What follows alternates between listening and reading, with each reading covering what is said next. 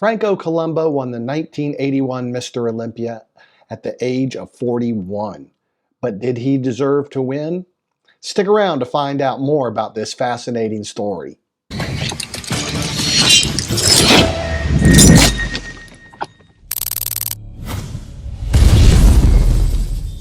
This is Yaakov Baram with Masters Muscle, and today we're going to talk about the 1981 Mr. Olympia.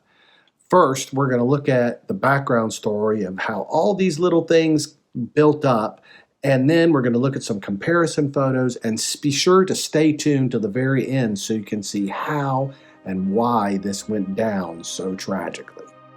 In 1975, Arnold Schwarzenegger won his sixth Mr. Olympia title. Now, Arnold took the heavyweight division with Serge Nubret coming in second place and Lou Ferrigno in third, while Franco won the lightweight division, and in the pose down, Arnold was declared the winner. So after winning the sixth title, Arnold declared that he would retire. In 1976, Franco won his first Mr. Olympia title. He won the lightweight division and Ken Waller won the heavyweight division. Now, it's important to note that Lou Ferrigno was not in the contest because he was trying to play for the New York Giants and later the Toronto Argonauts, and Serge Nubret wasn't present either because he had been forced out for making sexually explicit photos. Joe Weider didn't think it would be appropriate for someone like that to be on his stage. It's also important to note that Frank Zane took second in 1976 to Franco. Now, this set the stage for Frank Zane to win 1977, 78, and 79. 1977 will also play a crucial role in this story. Now, Franco was in a strongman competition, and during a refrigerator carry, his leg went out from under him and he severely damaged his quadricep and his knee, which effectively put him out of bodybuilding. In 1980, Arnold Schwarzenegger comes back after 5 years of retirement. Why? Because he is trying to promote his upcoming movie, Conan the Barbarian. This picture really illustrates the difference that 5 years made. Arnold was clearly not ready and not completely in shape to win Mr. Olympia. It was obvious in the comparison rounds that Arnold wasn't his former self. Compared to Frank Zane and Mike Menzer, there's no way he should have won. And when he did win, the crowd booed incredibly loud. Now, NBC was broadcast in the 1980 Olympia, and NBC had their funds into the Conan the Barbarian film. Therefore, Arnold couldn't lose. To a number of the competitors, it was clear that this was a rigged contest. As a result, Mike Menzer literally quit competing in bodybuilding. Frank Zane was so mad he took his second place trophy, smashed it against the wall backstage, and left. And Frank Zane and Boyer Coe both decided to boycott the 1981 Mr. Olympia. And this set the stage for what was to follow. 5 years after his injury at the age of 41, Franco decides to compete again at the 1981 Mr. Olympia. If you're enjoying this story, make sure you hit that like and subscribe button so you can hear more stories like this. Now, let's introduce the top competitors in the 1981 Mr. Olympia. Let's take a look at the top 5 contenders. Roy Callender came into the Olympia as a relative unknown. He did not get a lot of magazine exposure the way the other competitors had, but he came in full and hard. Chris Dickerson had won second place in the previous year, and he was hot in the magazines, and he tore up the European Grand Prix circuit, so he was high on the judges' radar. Danny Padillo was a seasoned veteran, but until this contest, he had never looked this sharp and this full. Tom Platz was known for his great legs, and this year he put on a massive amount of muscle out in his back and his chest, and for the first time he looked like a complete bodybuilder. And finally, Franco, the Sardinian strongman. I'm not saying that he wasn't looking good and that he wasn't a good bodybuilder, but he had some obvious flaws. He had gyno on his right pec, and his legs had virtually no separation whatsoever. In this side chest pose, you could see how Franco had a thick, striated chest, but look at the chest on Tom Platz, and look at the triceps on Danny Padillo. Both these guys had better shoulders and better triceps and better looking legs than Franco. In the front lat spread, you can see how Danny has a much better aesthetic. Look at Franco's legs. There's very little separation in them, and Danny's legs are separated from hip to knee. Tom has big quads, no doubt, and he has a big chest, but when it comes to being symmetrical, Danny takes it. In this front relaxed pose, you can see how Chris Dickerson and Danny have a much better aesthetic than Franco.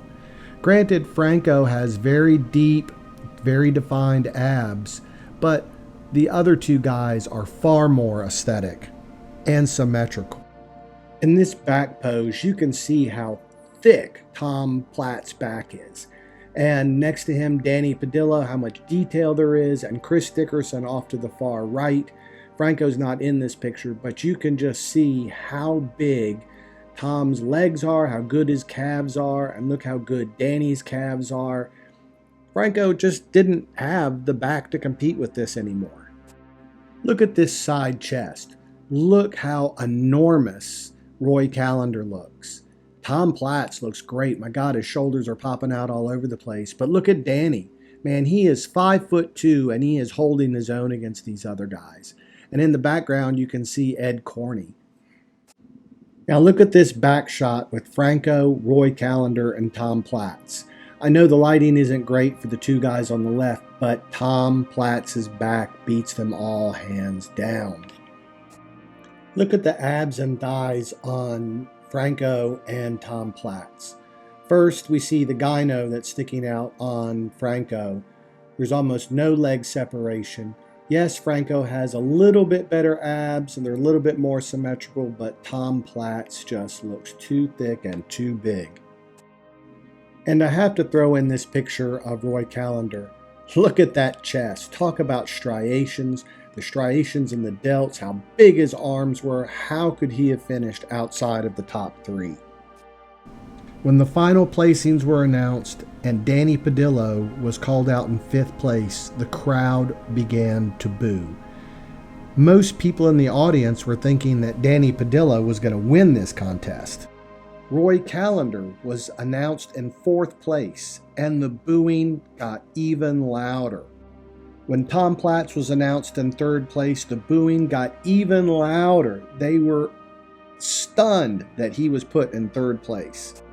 When Chris Dickerson was announced in 2nd place, the crowd just went wild. They started throwing things up onto the stage. I've heard stories that they were throwing coins, they were throwing anything they could get their hands on, just booing at an even higher rate. Arnold and Joe Weider were too afraid to go out on the stage to give the Sandow to Columbu. That's how bad the projectiles were. Finally, Ben Weider came out to give him his trophy. As the athletes were heading off stage, only Tom Platz was willing to shake Franco's hand. Everyone else knew that this was just wrong.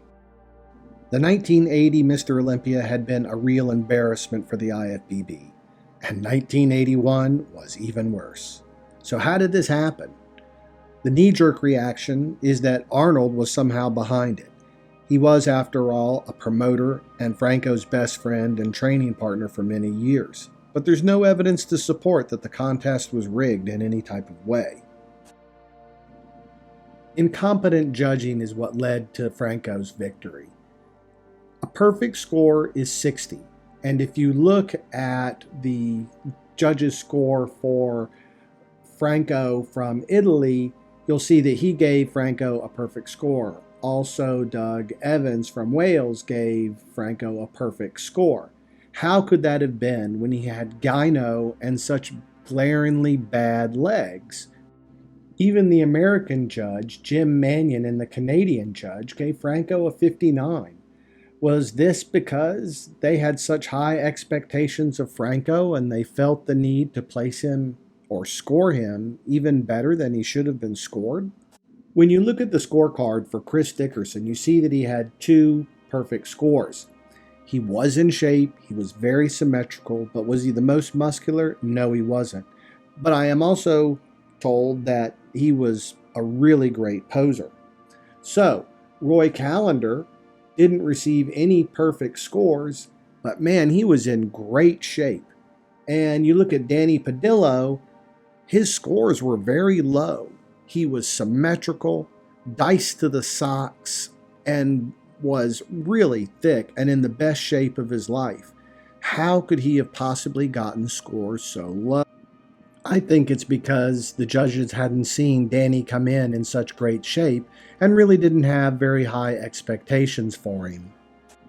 Tom Platz came in with the reputation of being overwhelmingly quad dominant, but in the past year, he had brought up his upper body and back and chest and was the complete bodybuilder. And I don't think the judges were expecting this. Ironically, he wasn't very popular up until this point, but after this Olympia, he became very famous in the bodybuilding world and very popular in the magazines. I hope you've enjoyed this series. This was the last one in the series of men who were over the age of 40 that won Mr. Olympia, and boy, was this story a doozy. So make sure that you hit that like button and subscribe and hit the bell notification. You know, I put a lot of time in learning the history of everything that went on before this and gathering up all the pictures. And me personally, I think Danny Padillo should have won and Tom Platz came in second. But I would love to hear what you have to say, so put that in the comments below. Thanks again for watching. This is Yaakov Baram.